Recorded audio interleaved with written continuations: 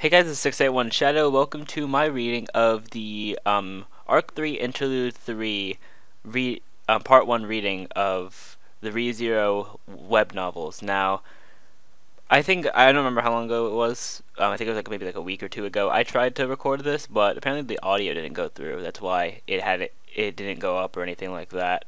Um, so I decided to re-record it now since I do have some time. And even though I have read this already because I did record it and the audio didn't come through, but it's always good to read something multiple times and you can get a new understanding from it. And I can understand it more because I was confused on a couple of things, but I think reading it through a second time will make sure that I am ready for this. So before I start, if you guys are not caught up with the web novels up to this point and you want to see my reaction to them, the link to my web novel readings will be in the description down below. There's a whole playlist of them. There's not many in there right now, of course, because we're only on Arc 3, Interlude 3, Part 1, and I make these videos in the parts that they're posted on this website. I'm gonna start linking the website with all the web novel translations. I'm gonna start linking that in the descriptions as well. So if you guys want to read ahead and not wait for my videos, then you guys can do so. So without further ado, we can begin. Lying on the bed, her expression was serene. To Subaru, she looked like she was sleeping. Her lashes are so long, he thought in a daze, gazing at her closed eyes. She'd usually make an effort to keep her face expressionless, but in her sleep, a softness befitting her age was showing on her cheeks. Come to think of it, Subaru had never seen her asleep. She always woke before him and slept after he did. Subaru knew, to keep herself resolute, she had always tried to bury the childish side of her, but that stubborn facade had collapsed so many times before Subaru's eyes. Be it surprised or embarrassed, pouting or about to cry, or after opening their hearts her smile gleamed under her tears, there should be so many chances to see them again. Rem. Even calling her name, caressing her soft white cheeks, she made no response. So first thing to point out, Rem and Subaru are they're in the same place again because we did end off the last reading with Rem like almost dying, which was very saddening. But now we know she's just sleeping. She's not dead, so that's definitely a good thing. And now we're finally getting some more progression because now we have Subaru back in the story and they're in the same place and everything like that. So now we continue.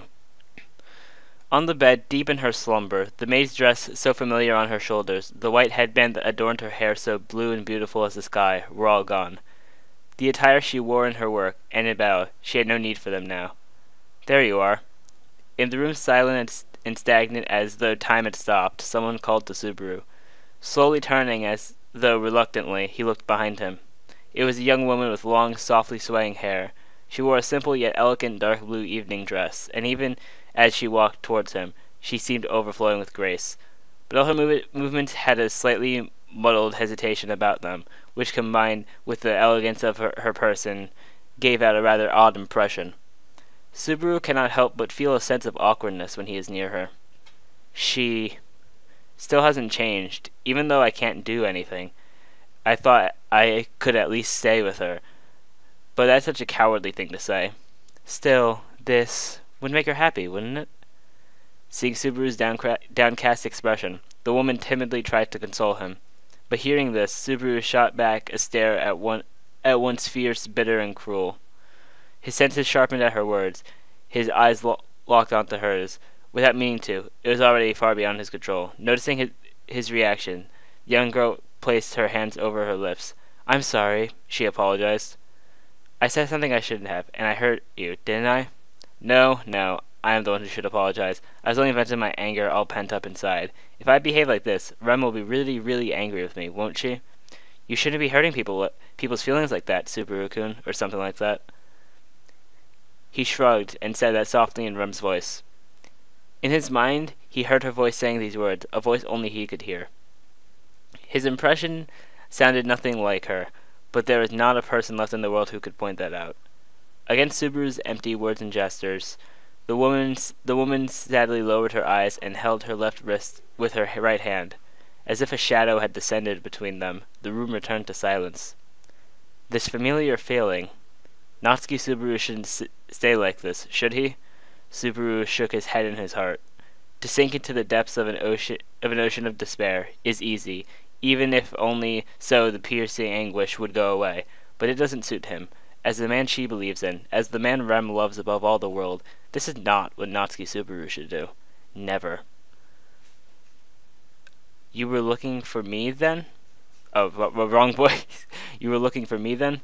Yes, I want to hold a meeting with everyone present, so I asked everyone to gather in the lounge if it's all right with... Nodding with an expression like she had just been saved, the woman got right to the point, but she stopped halfway through and furrowed her brows rather awkwardly. It took a while before Subaru noticed this. My name is Natsuki Subaru. I'm sorry, Natsuki Subaru-sama. I will be sure to remember, even though I've been told how much I am indebted to you. Please excuse me. My apologies. So this is probably one of the people who of course was very happy about the white whale and everything like that, because that's the real reason that Subaru is a hero. Maybe even with the witches cult, because of course those guys are an issue too. But I feel like more so for the white whale rather than for the witches cult, because everyone has been wanting that white whale dead. So excuse me. It can't be helped, can it? There must be a lot of things you need to remember right now. Don't worry about it. As if to say she was very, very sorry, the young woman lowered her head.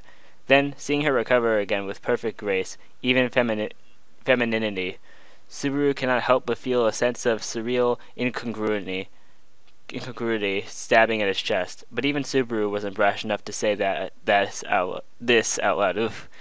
I was trying to say this and that at the same time, even though it's just said this. Shaking his head, Subaru decided to put that aside for now, and stood up. Turning to the girl on the bed, he gently touched the hair on her forehead. I'll be back, Rem. Breathing softly, she really exists. Having been forgotten by all the world, this was her only remaining existence. With Rem behind his back, Subaru turned to face the young woman. The lounge, is it? Let's not make them wait. Let's go. Yes, let's go, Natsuki Subaru-sama. Her head slightly inclining forward, softly smiling. She seemed at that very moment like something out of a dream, her long green hair flowing with her every moment.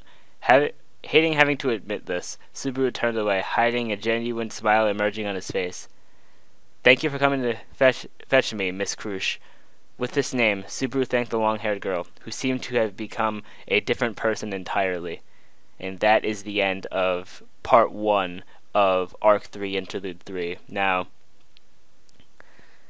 they brought up a point of Rem being forgotten by all the world, which is kind of confusing because it just jumped from Rem almost dying against the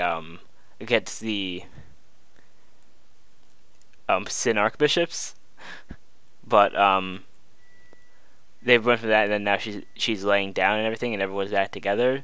I feel like that was a bit of a skip. They may have missed something, but I feel like they're gonna explain that in the future. And then at the end, with that kind of cliffhanger, the Subaru thanked the long-haired girl who seemed to have become a different person entirely. So maybe it's like because she has all that respect for Crush, she became an entirely like different person. I feel like that's what it is, because they are with Crush now, and Crush led the army to defeat the white whale, so she's also very respected. But anyways, that's it. That's going to be it for part 1 of Arc 3 Interlude 3 for the ReZero web novels. Thank you all for watching. Remember to rate, comment, subscribe, and share this video. Let me know what you thought of this part in the comment section below, and I will see you all next time.